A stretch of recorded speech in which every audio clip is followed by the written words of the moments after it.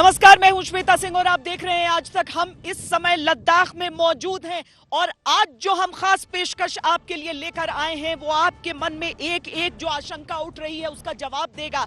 सवाल ये कि क्या जो परिस्थितियां यहां लाइन ऑफ एक्चुअल कंट्रोल पर बन रही हैं वहां पर कहीं युद्ध तो नहीं होने वाला है।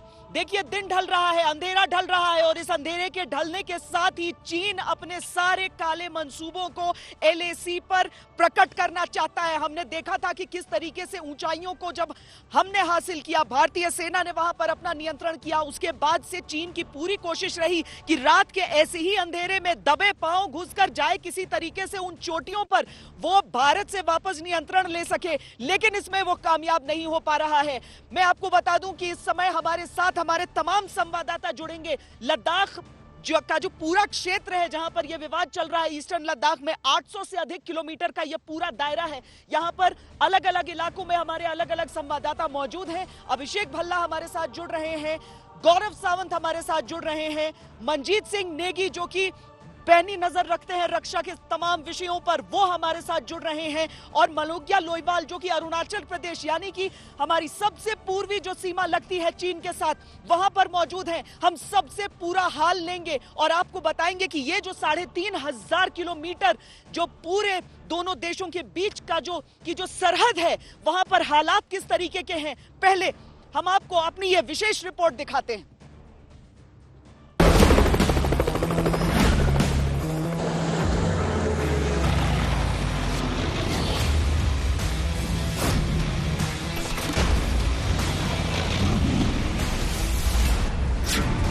क्या भारत चीन के बीच युद्ध ही होगा?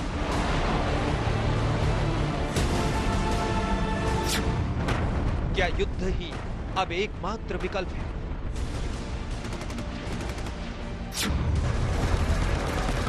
क्या दुनिया को युद्ध की विभीषिका में ढकेल कर ही मानेगा चीन?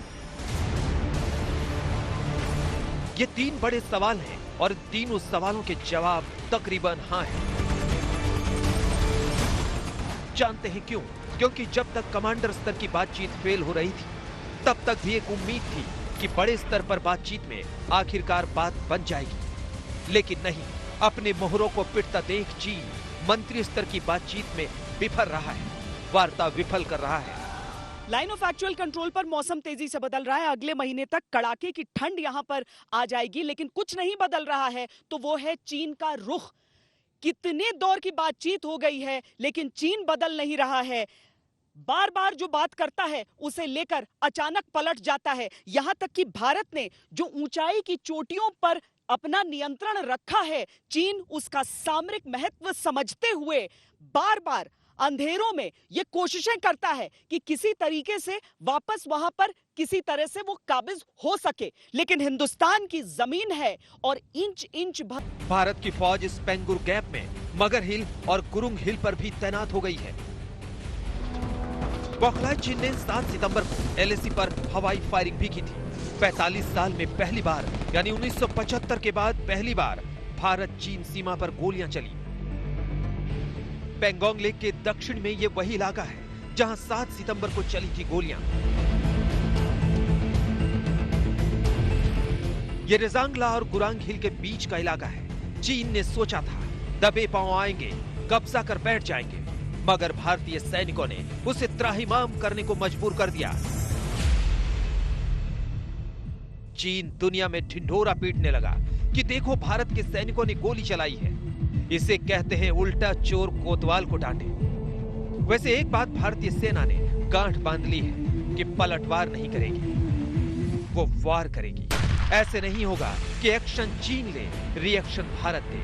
अब एक्शन भी होगा, रिएक्शन भी।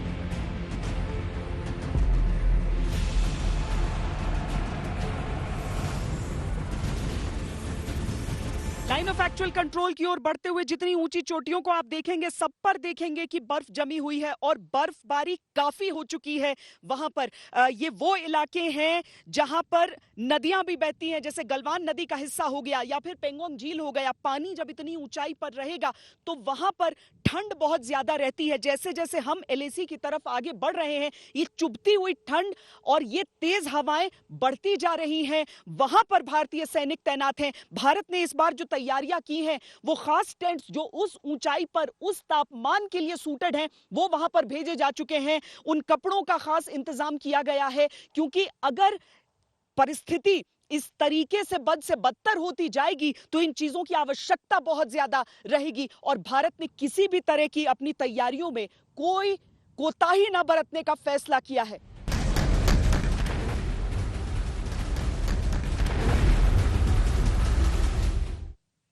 सिर्फ एलएसी नहीं, एलओसी तक हम आपको लेकर जाएंगे। अशरफ वानी भी हमारे साथ जुड़े हुए हैं, उनसे भी हम जानकारी लेंगे, क्योंकि अगर दो मोर्चों की लड़ाई यहां पर होती है तब क्या हिंदुस्तान उसके लिए तैयार है। लेकिन क्या यह कहना गलत होगा? गौरव सावंत, सबसे पहले आपके पास आ रही हूं मैं। गौरव सावंत, ये बताइए, क्या यह कहना गलत होगा अगर हम ये कहते हैं कि चीन की तरफ से जो संकेत हमें मिल रहे हैं वो संकेत यही मिल रहे हैं कि वो युद्ध की कोशिश कर रहा है, वो किसी भी चीज से मान ही नहीं रहा है। और जैसे जैसे मौसम में और ज्यादा ठंडक आ रही है, अभी तो शहर का न्यूनतम तापमान 7 डिग्री तक गिर रहा है। जिन इलाकों में हमारे सैनिक तैनात है, वहां की ये तेज हवाएं और बर्फीली ठंड, चीन सोच क्या रहा है? गौरव, चीन बहुत ही कुटिल देश है और उसकी सोच भी वैसी ही कुटिल है। वो बिना युद्ध करे ये चाहता है कि भारत इस क्षेत्र से पीछे हट जाए और वो इस इलाके पर अपना कब्जा जमा ले। लेकिन 3 ऐसे बड़े ऑपरेशंस हुए हैं जिसमें भारत ने साफ कर दिया कि हम पीछे नहीं हटेंगे। चाहे वो गलवान घाटी हो, जहां हमारे 20 योद्धा ने अपने प्राणों का सर्वोच्च बलिदान दिया श्वेता, लेकिन चीन को पीछे खदेड़ा। चाहे वो दक्षिण पेंगोंग त्सो हो, जहां आज हम मगर हिल, गुरुंग हिल, रिजांगला, रिचिनला, इन सब ऊंचाइयों पर हैं, जिसमें न केवल टैक्टिकल बल्कि स्ट्रेटेजिक एडवांटेज भारत के पास है और इससे चीन बौखला गया है। और तीसरा, पेंगोंग त्सो के एक तरह से चक्रव्यूह रचते जा रहे हैं हम। चीन के चारों ओर चक्रव्यूह रचते जा रहे हैं, जिस चक्रव्यूह के चारों ओर जो हाई ऑल्टीट्यूड के जितने भी ऊंचाई वाले पहाड़ हैं वहां पर हम काबिज हैं। लेकिन इसके साथ एक और ब्रेकिंग न्यूज इस समय की आपको दे दें कि भारत अपनी तैनाती किस तरीके से दुरुस्त कर रहा है। सेना के साथ आईटीबीपी के जवान भी रहते हैं, और उस बाबत एक बड़ी ब्रेकिंग न्यूज जो कि मेरे सहयोगी अभिषेक भल्ला इस समय लेकर आ रहे हैं। अभिषेक भल्ला, बताइए, क्या तैयारी है हिंदुस्तान की, किस तरह की तैनाती कर रहे हैं हम? देखिए श्वेता, पिछले कुछ दिनों में जिस तरह के डेवलपमेंट्स हुए हैं, चीन की तरफ से मोबिलाइजेशन बहुत ज्यादा हुआ है, खास करके साउथ पेंगोंग लेक में और finger area northern Pangong lake पर भी। और इसके चलते बहुत क्लियर है, बहुत साफ है ये बात कि भारतीय सेना को भी अपनी डिप्लॉयमेंट मैच करनी पड़ेगी। इसीलिए जो आईटीबीपी और भारतीय सेना के फ्रेश डिप्लॉयमेंट जो वहां होने वाली है, उनकी तैयारियां चल रही हैं और फोकस इसी पर है कि कैसे पहाड़ियों पर चढ़ा जाए, क्योंकि अब लड़ाई वही जीतेगा जिसके पास पहाड़ियों का कब्जा होगा। तो उसी तरह की ट्रेनिंग चल रही है इस फ्रेश रिक्रूटमेंट के लिए, और आने वाले दिनों में एक फ्रेश बैच आईटीबीपी ट्रूप्स का पहुंचेगा इन इलाकों में और आमना सामना करेगा चीनी सेना के साथ।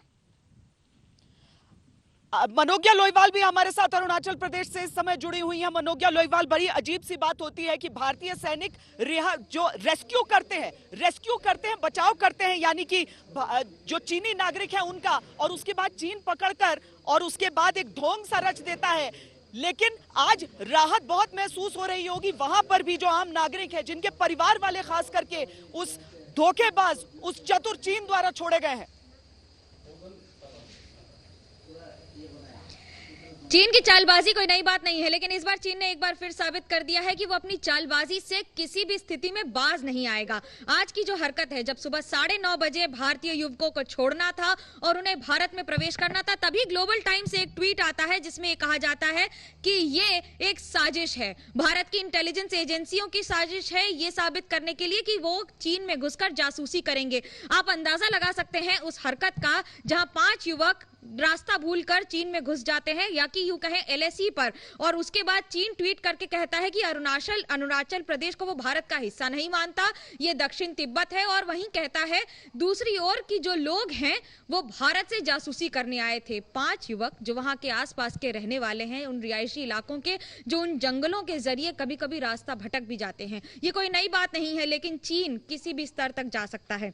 आज की हरकत फिर एक बार ये साबित करती है कि आने वाले दिनों में अरुणाचल प्रदेश के लोगों ने जिस तरह से ये बताइए कि ये सारी चीजें जो चल रही हैं ये दिल्ली में बैठकर भी देखा जा रहा है, और इसीलिए जो बैठकों का दौर है उसमें हम देखते हैं कि बार बार चाहे रक्षा मंत्री, सीडीएस समेत तमाम जो अलग अलग सेना अध्यक्ष हैं उनसे और साथ में अजीत डोभाल से सब मुलाकात कर रहे हैं। प्रधानमंत्री भी इस बात की टोह रख रहे हैं। हिंदुस्तान के मन में इस समय क्या चल रहा है? तैयारियां तो हम सरहद पर देख रहे हैं, उसमें कोई कोर कसर नहीं छोड़ी जा रही है। मंजीत,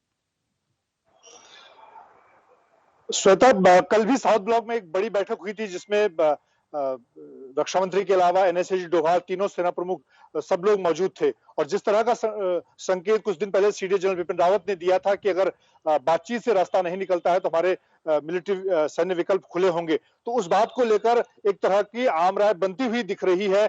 हालांकि कल एक कुछ इस तरह के संकेत खासतौर से विदेश मंत्रियों की बैठक में से निकले थे कि आगे बातचीत को आगे बढ़ाएंगे, उसको लेकर कुछ प्लान की बात की गई थी। और बहुत दिनों से जो कोर कमांडर स्तर की बातचीत नहीं हुई थी उसको दोबारा करने की बात हो रही है। उम्मीद की जा रही है कि अब कल की जो बैठक हुई है उसके बाद अब अगले हफ्ते यानी कि सोमवार के बाद किसी भी दिन कोर कमांडर स्तर की बातचीत होगी। काफी दिनों से वो बातचीत नहीं हुई थी।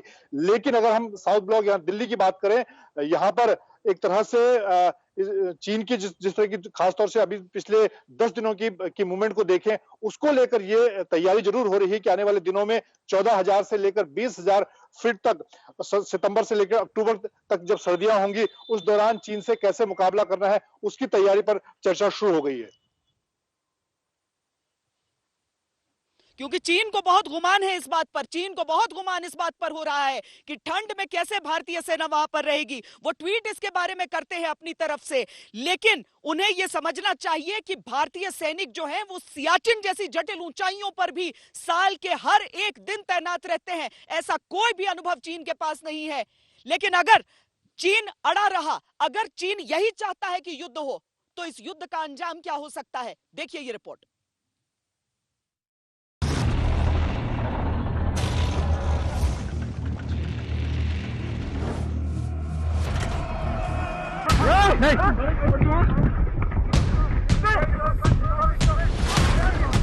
तय है कि बिना पिटे एलएसी से हटेगा नहीं चीन। तय है कि जब तक तोड़ा नहीं जाएगा आंखें तरेरता रहेगा चीन। अब चीन को उसी की भाषा में मुंहतोड़ जवाब देने वाला है भारत।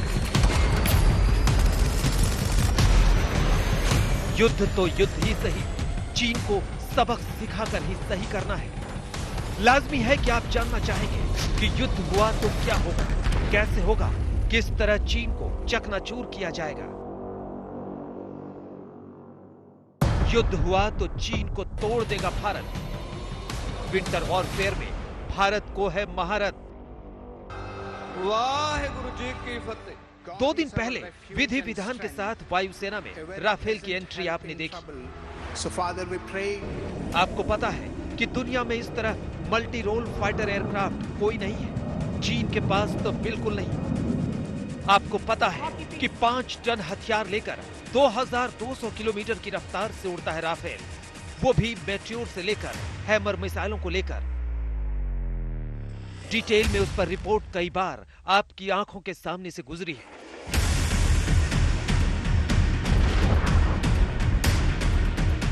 बस इतना समझ लीजिए कि राफेल ने बदल दिया है खेल, फेल होकर रहेगा चीन। होश उड़ गया है चीन का। जी हां, चीन का होश उड़ गया है। सुपर पावर बनने और दिखाने का चुल उसे जरूर मची है, लेकिन उसके पैरों तले जमीन खिसक रही है। उसे पता है कि उसके खिलौने, तोपों और पिद्दी फाइटर जेटों का कोई भरोसा नहीं। उन कैमरों के सामने भी उसकी तोपों की भद्द पिट चुकी है, जिनके जरिए वो दुनिया में अपनी ताकत नुमाइश करना चाहता था। और इधर देखिए, थल सेना और आईटीबीपी के साथ वायुसेना ने भी अपनी शक्ति झोंकी है। पिछले 3 महीनों से सरहद के आसपास सनसनी मचा रहे हैं भारत के सुखोई फाइटर टेस्ट। मिग-29 की महारत चीन को जंग से पहले ही आहत कर रही है। तेजस का तेज भी चीन को चकनाचूर कर देगा। और सुनिए, जैसे ही भारत को लगा कि चीन सुधरेगा नहीं, भारत ने अपने एयर डिफेंस सिस्टम की तैनाती एलएसी के पास कर दी है। भारत का एयर डिफेंस सिस्टम आकाश स्पाइडर MR-SAM मिसाइल से लैस है। इसके जरिए चीन के शहरों को तबाह किया जा सकता है। यही नहीं, एयर डिफेंस सिस्टम चीन की तरफ से आने वाले किसी भी खतरे से सेना को आगाह कर देगा और खुद एक्शन लेते हुए सीधे टारगेट को उड़ा देगा। आश्वस्त रहिए, भारत पर आंच आने से पहले कांप जाएगा चीन। माउंटेन वॉरफेयर के हम लोग एक्सपर्ट्स हैं और आज की तारीख पे जब हम देख रहे हैं कि चीन पीछे हट नहीं रहा है, तो हम लोग रिएक्शन नहीं, अब हम लोग अपने आप को ठीक रखने के लिए, अपने पोजीशंस को ठीक रखने के लिए अब हम लोग एक्शन कर रहे हैं। वायुसेना के बाद अब देखिए थल सेना की तैयारी। भारत की फौज मौज में इसलिए है क्योंकि LAC पर उसके पास है T-90 टैंक, T-72 और BMP। भारत की सेना ULH, M77, Bofors 105 mm field gun से लैश है। लॉन्ग रेंज आर्टिलरी की बात करें तो समर्च और पिनाका LAC पर तैनात है। आईची उसका गुरूर जमींदोज कर देगी भारत की फौज। 50,000 थल सैनिक इसी मौके का इंतजार कर रहे हैं।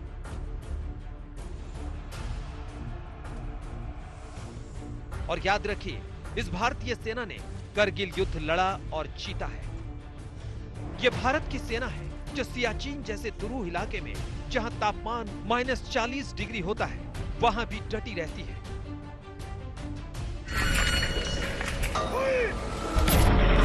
कहने का मतलब यह है कि अक्टूबर-नवंबर में भी अगर युद्ध होता है तो भारत को भारी अनुभव है विषम परिस्थितियों में जंग लड़ने और जीतने का।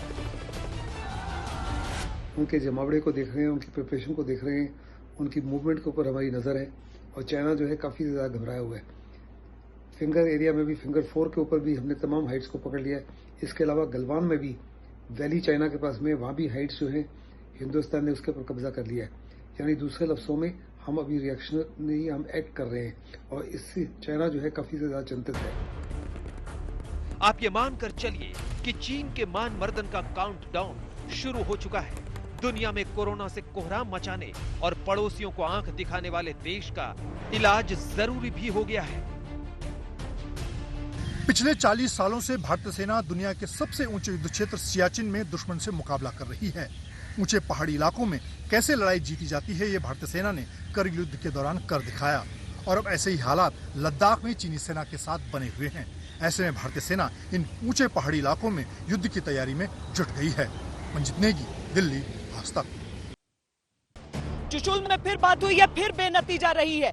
अलग अलग स्तर की बातचीत चलती रहती है, लेकिन चीन तो चीन है, किसी बात को लेकर मानता ही नहीं है। यहाँ आपको हम अपनी खास पेशकश दिखा रहे हैं सीधे लद्दाख से, जहां पर हमारे साथ हमारे संवाददाता गौरव सावंत, अभिषेक भल्ला और मैं लद्दाख से, कश्मीर से हमारे साथ अशरफ वानी है, दिल्ली से मंजीत सिंह नेगी है और मनोज्ञा लोईवाल अरुणाचल प्रदेश से हमारे साथ हैं। और हम पूरी जानकारी आपको समूची सरहद की दे रहे हैं। लेकिन इस समय उन एक्सक्लूसिव तस्वीरों की बारी है जो ITBP के ट्रेनिंग के जरिए हमारे संवाददाता अभिषेक भल्ला ने जिस रिपोर्ट को तैयार किया है, क्योंकि यह ITBP ही है जो भारतीय सेना के साथ यहां लाइन ऑफ एक्चुअल कंट्रोल पर तैनात रहती है और चीन को उसकी हर हिमाकत का मुंहतोड़ जवाब देती है।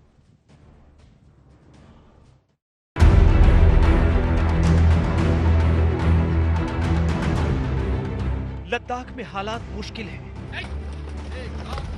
लेकिन इनका सामना सबके बस की बात नहीं। लेकिन हालात के सामने वो हौसला है जो चट्टानों से भी मजबूत है, जो पहाड़ों से भी ऊंचा है।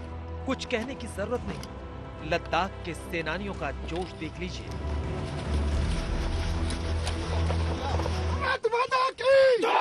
भारतीय सैनिकों का जोश और जज्बा बरकरार है। जिस तरह से स्थिति बनी हुई है लाइन ऑफ एक्चुअल कंट्रोल पर, यही सैनिक कुछ दिनों बाद सामना करेंगे चीनियों का और दिखाएंगे कि भारत की सेना किसी भी हाल में पीछे नहीं हटने वाली। ये जोश उस जिद का है जिसने चीन की अकड़ को जवाब दिया है। लद्दाख की लड़ाई लंबी है। LAC पर तैनाती के लिए ITBP के जवानों की नई टुकड़ी तैयार हो रही है। ITBP के ये वीर जवान तैयारी कर रहे हैं लाइन ऑफ एक्चुअल कंट्रोल पर तैनाती की। कुछ ही दिन में इनमें से काफी सैनिक तैनात किए जाएंगे ईस्टर्न लद्दाख में, जहां पर पिछले 4 महीने से भारत और चीन की सेनाओं के बीच में झड़प चल रही है। आईटीबीपी के यह जवान भारतीय सेना के साथ मिलकर एलएसी पर चीन की सेना से मोर्चा लेंगे। सीमा पर एक एक जवान 10-10 पर भारी है। ये पहाड़ों की लड़ाई है, इसमें भारत के जवानों का दुनिया में कोई मुकाबला नहीं। लद्दाख में इसी तरह से पहाड़ों पर कब्जे की लड़ाई है। इस मामले में भारतीय सेना इस वक्त चीन पर भारी है। एलएसी पर ज्यादा रणनीतिक जगहों पर भारतीय सेना का दबदबा है। इसी तरह के रिज लाइन्स हैं, इसी तरह के माउंटेन टॉप्स हैं जिनको भारतीय सेना कब्जा करने की कोशिश कर रही है। कुछ ऐसी जगहें हैं जहां पर भारतीय सेना का कब्जा बन गया है और चीनी सेना उनको वहां से हटाने की कोशिश कर रही है। पहाड़ों पर भारतीय सैनिकों से लड़ना चीन के लिए बहुत मुश्किल है। ये भारतीय सैनिकों की ताकत है, उनकी ट्रेनिंग जबरदस्त है।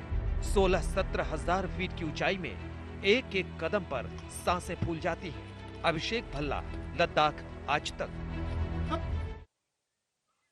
जल्दी से हम आपको लिए चलते हैं अपने संवाददाता अशरफ वानी के पास। अशरफ, आप पहाड़ी के उस पार, यानी जहां पाकिस्तान के साथ सीमाएं लगती हैं, अगर चीन अपने मन में यह गलतफहमी रखता है, अगर पाकिस्तान अपने मन में यह गलतफहमी रखता है कि किसी भी तरीके से भारत एलएसी पर उलझेगा तो एलओसी पर तैयारी नहीं रहेगी, कितना गलत है वो बताइए।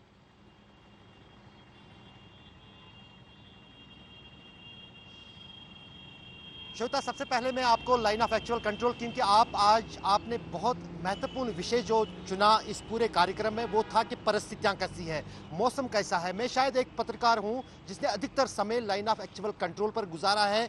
पिछले 20 साल से कई बार मैंने अपनी चमड़ी जो है जलाई है एलएसी के अलग अलग इलाकों को घूमते हुए, और ये सफ़र 2000 से शुरू हुआ और तब पत्रकारों के लिए हर एक चप्पे पे जाना बहुत आसान होता था। यहाँ पर दोनों मौसम बहुत खतरनाक होते हैं। गर्मियों के मौसम में सनबर्न होता है गर्मी के कारण, और सर्दियों में स्नो स्टॉर्म्स जो होते हैं या स्नोबर्न जो होते हैं उससे आपके स्किन पर बहुत बुरा असर पड़ता है। और जिन परिस्थितियों में और जिन इलाकों में चीन और भारत की सेना आमने सामने है, वहाँ पर कोई व्यक्ति हो या फिर सैनिक हो या कोई आम नागरिक हो, जब वो वहाँ पर जीता है उसको वहाँ की परिस्थितियों का अंदाज़ा हो जाता है। आपने तापमान की बात की, सर्दियों में नवंबर से -30 चुशूल में, जो कि मैदानी इलाका है, वहाँ पर तापमान पहुँचेगा। जब जिन पहाड़ियों पर भारतीय सेना तैनात है इस वक्त, उन पहाड़ियों पर पहली बार ये भारतीय सेना तैनात है हिमालय के इन ऊंची पहाड़ियों पर। जिस चुशूल की बात आप कर रहे हैं अशरफ, जिस चुशूल की बात अशरफ वानी कर रहे हैं, अशरफ वानी से वाकई उतना ज्यादा अनुभव वहां पर रहने का, दिन रात कैसा तापमान होता है, हर मौसम कैसा तापमान होता है वो तो बता रहे हैं। लेकिन चूंकि चुशूल का जिक्र किया है, ब्रेकिंग न्यूज इस समय आ रही है वो ये कि जिस बातचीत को लेकर सारी उम्मीद लगाए बैठे थे कि शायद इसमें से भी कुछ निकलेगा, क्या उसमें से कुछ निकला? चुशूल में ये बातचीत हुई थी, सुबह 11 बजे शुरू हुई थी, दोपहर 3 बजे खत्म हुई थी। मंजीत नेगी, क्या समझे हम इसमें? ये भी एक दौर की बातचीत जो बेकार गई, या फिर हम ये समझे कि हाँ कुछ कदम आगे बढ़ रहे हैं, चीन को शायद हम सिखा पाए कि शांति उसके हित में है? श्वेता, फिलहाल ब्रिगेड लेवल या उससे नीचे स्तर की बातचीत के कोई नतीजे नहीं है, कोई मायने नहीं है, और ये बात दिल्ली में बैठे जो सेना प्रमुख हैं सीडीएस वो भी जान रहे हैं। और इसीलिए विदेश मंत्री की बातचीत के बाद एक दोबारा से बातचीत को शुरू करने की उम्मीद जताई जा रही है कि एक बार फिर से जो कोर कमांडर, जो कि लोकल स्तर पे सबसे बड़ी बातचीत होती है, मिलिट्री स्तर की सबसे बड़ी बातचीत होती है, वो बातचीत होगी। लेकिन अभी उसको लेकर भी कोई तारीख तय नहीं हुई है, कोई समय तय नहीं हुआ। ब्रिगेड स्तर की बातचीत पिछले हफ्ते लगातार, जब खासतौर से जो झड़प चीन के साथ दक्षिण पेंगोंग में हुई उसके बाद से लगातार होती रही है, लेकिन उन बातचीत का कोई मतलब नहीं है, क्योंकि उस पर कोई फैसला नहीं ले सकता ब्रिगेड। कोई मतलब नहीं है, कोई नतीजा नहीं निकल रहा है। यही तो दिक्कत है चीन की कि किसी बात को समझता नहीं है। लेकिन गौरव सावंत, आपके पास में आऊं इस सवाल के साथ, उससे पहले आपकी रिपोर्ट में दिखा देना चाहती हूं, क्योंकि उसमें बहुत महत्वपूर्ण विषयों को हमने छुआ है। आपने वो पूरी जानकारी दी है कि किस तरीके से इन हालात में भारतीय सेना तैनात है और क्यों चीन को डरना चाहिए।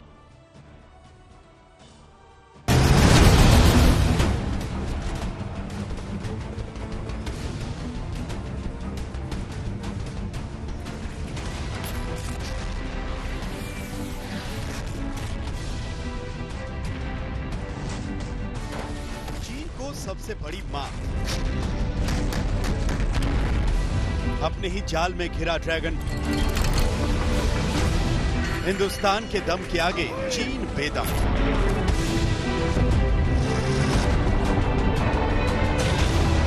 एलएसी पर बुरी नजर डालने वाले चीन को अब हिंदुस्तान ने ऐसा दम दिखाया है कि वो बौखला गया है। सियाचिन में 17,000 से 19,800 फीट की ऊंचाई पर हिंदुस्तान के वीर योद्धा चीन की हर चाल पर पैनी नजर रखे हुए हैं। जो चीन पहले ऊंचाई पर बैठकर भारत को आंख दिखा रहा था, वही चीन अब बातचीत को गिड़गिड़ा रहा है। ऐसा इसलिए हुआ है कि बर्फीले रेगिस्तान की उन चोटियों पर भारत के वीर योद्धा जमकर बैठ गए पूरे अस्त्र शस्त्र के साथ। पहले चीन ऊंचाई वाली चोटियों का फायदा उठाकर एलएसी पर भारत को दबाने और उसे बदलने की चाल चल रहा था। चीन की साजिश और मंशा ये रहती है कि वो डरा धमकाकर, हथियार दिखाकर मानसिक दबाव इतना बनाए प्रतिद्वंदी पर कि बिना लड़े चीन युद्ध जीत जाए। चीन की ये साजिश कई देशों के साथ सफल तो रही है, लेकिन भारत के साथ चीन को बिल्कुल सफलता नहीं मिली। पेंगोंग त्सो पर चीन भारत को पेट्रोलिंग करने से रोकने की दुस्साहस कर रहा था, लेकिन कुछ ही दिनों में भारत के वीर जवानों ने नीले पानी की इस खूबसूरत झील की कहानी ही बदल दी है। पेंगोंग त्सो के उत्तरी किनारे पर 19,800 फीट की ऊंचाई वाली चोटियों पर भारत की सेना का कब्जा है। फिंगर 4 इलाके में भी भारत की पकड़ अब मजबूत हो गई है। लगभग 850 किलोमीटर लंबी वास्तविक नियंत्रण रेखा पर भारतीय सेना ने चीन को उसी के खेल में जबरदस्त मात दी है। खासतौर पर पेंगोंग त्सो झील के उत्तर और दक्षिण दोनों में। पेंगोंग त्सो झील के दक्षिण में भारतीय सेना ने रिचिनला और रिजांगला की ऊंचाइयों पर अपना वर्चस्व स्थापित कर लिया है और इसकी वजह से भारतीय सेना मोल्डो में जो चीन का गैरिजन है, जो चीन की छावनी है, उस पर पैनी नजर बनाए हुए है। चीन को इस समय काटो तो खून नहीं। पेंगोंग त्सो के दक्षिणी छोर पर सामरिक महत्व की ऊंची चोटियों पर इस समय भारतीय सैनिकों की मौजूदगी है। पहले जहां चीन के सैनिक आसानी से आते जाते थे, अब उनकी हिम्मत वहां आने की नहीं है। पेंगोंग के मुखपरी रिचिनला और रिजांगला पर भारत की पकड़ इतनी मजबूत हो गई है कि अब चीन सपने में भी वहां आने की नहीं सोच सकता। भारत चीन सीमा का इतिहास यही बताता है कि चीन केवल शक्ति का सम्मान करता है। जब भी भारतीय सेना ताकतवर थी, चीन पीछे हटा। जब भी भारत ने कमजोरी दिखाई और सेना के साथ साथ जब राजनीतिक तौर पर कमजोरी दिखाई, चीन ने हमारे इलाके पर कब्जा किया।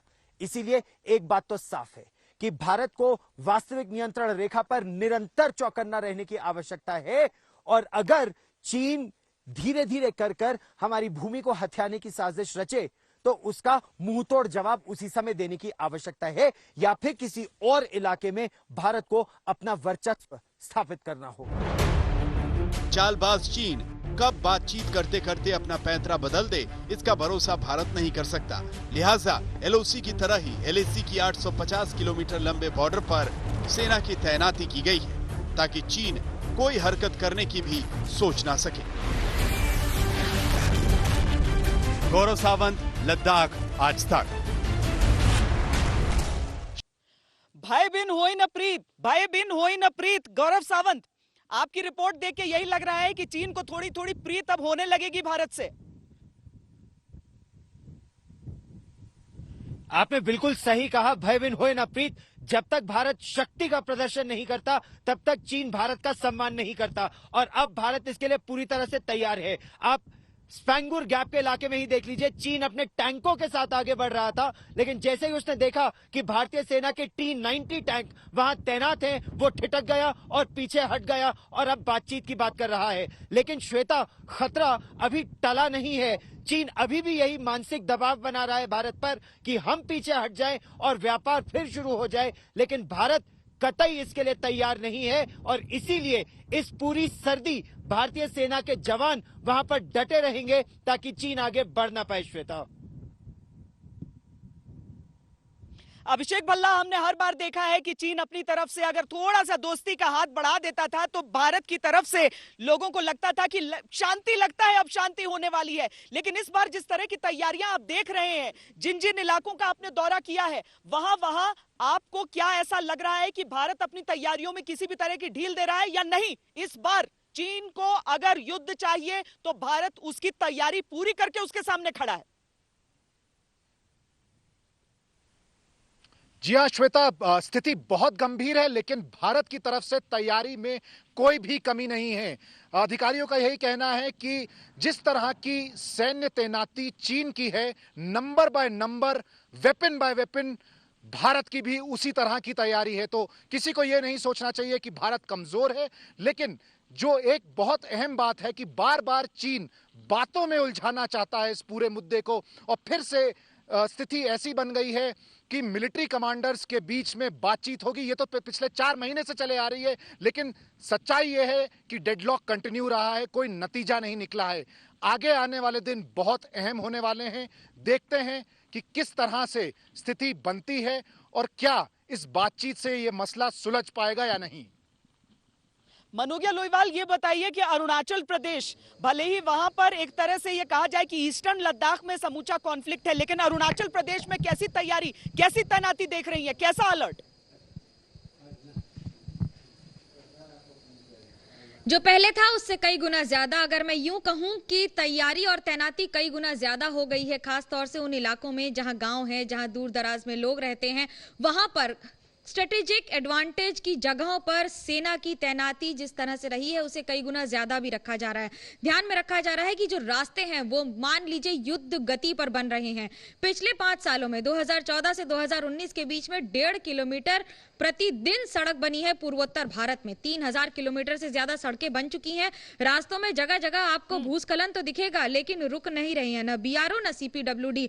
एक और जहां इंडिया चाइना बॉर्डर रोड बनाई जा रही है, क्योंकि अरुणाचल में यही हालत हम यहाँ भी देख रहे हैं, यही लद्दाख में भी हम देख रहे हैं। और आपने तो वो सारी एक्सक्लूसिव रिपोर्ट्स की हैं उन सभी सड़कों की, उन सभी टनल्स की, जो किसी भी मौसम में भारतीय सेना को देश से कटने नहीं देगा, एक एक चीज की पूर्ति करेगा।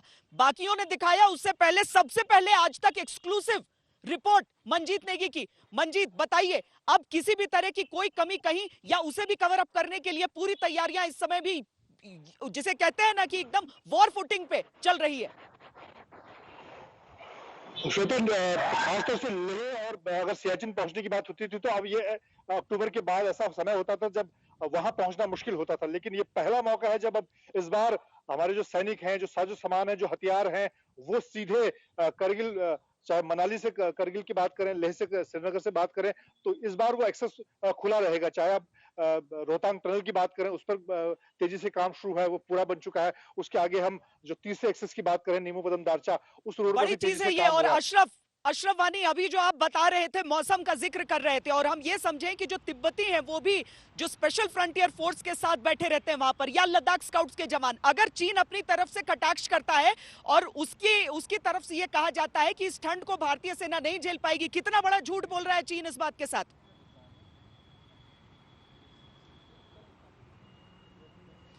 बिल्कुल झूठ बोल रहा है श्वेता चीन, क्योंकि भारत के पास, भारतीय सैनिकों के पास जिस अंदाजे और जिस तरह का अनुभव है, खासतौर से पिछले 30 साल के दौरान, जब से करगिल युद्ध हुआ, जब से पाकिस्तान के साथ तनाव बढ़ रहा है, उस बीच भारतीय सैनिकों ने करगिल युद्ध के बाद खासतौर से पहाड़ी इलाकों में ऊंची वाली दर्रों पर, ऊंचे वाले इलाकों पर लड़ने का न सिर्फ प्रशिक्षण लिया है, बल्कि हर तरह का वो साजो सामान हासिल किया है जो इन तरह की परिस्थितियों में लड़ने के लिए बहुत ज़रूरी है। तो यही कारण है कि चीन भी ये समझ रहा है कि भारतीय सैनिकों के पास न सिर्फ अनुभव है, बल्कि साथ ही साथ जिस अंदाज से चाहे पाकिस्तान के साथ ऊंचे पहाड़ी, बर्फीले पहाड़ियों पर युद्ध की बात हो या फिर करगिल युद्ध की बात हो जो 20 साल पहले लड़ा गया था, उस बीच चीन भी इस बात को समझ रहा है कि भारतीय सैनिकों के साथ इन परिस्थितियों में लड़ना आसान नहीं बल्कि नामुमकिन है। और 60 साल में 1962 की लड़ाई, बहुत बड़ी बात कही है आपने अशरफ वानी, बहुत बड़ी बात कही है आपने कि बहुत सारी चीजें हो सकती हैं। हौसला कहां से आएगा,